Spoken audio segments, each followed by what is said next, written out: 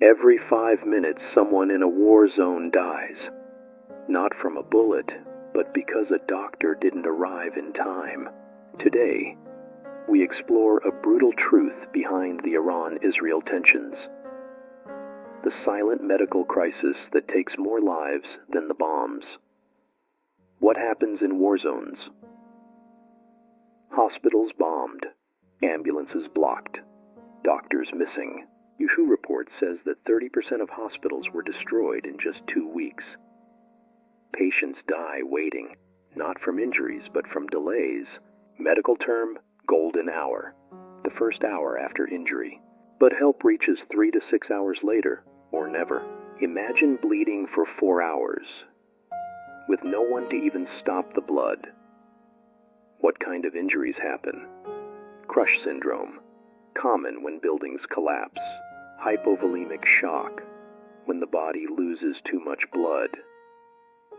Burns from explosives needing immediate care.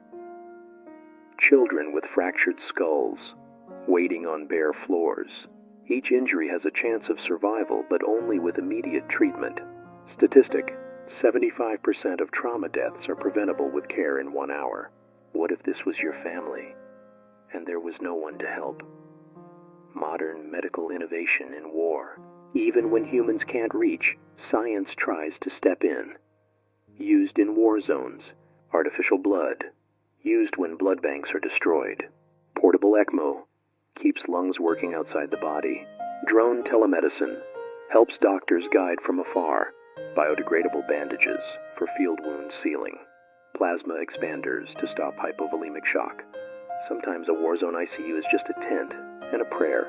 Statistics says that UN estimates over 2 million people in active conflict zones lack medical access daily. A 10-year-old child in Rafah was crushed under rubble. Doctors couldn't operate. There was no anesthesia. He died. Not in pain, but in silence.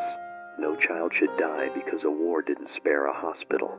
Science may not end wars, but it can reduce the number of graves. Like this video.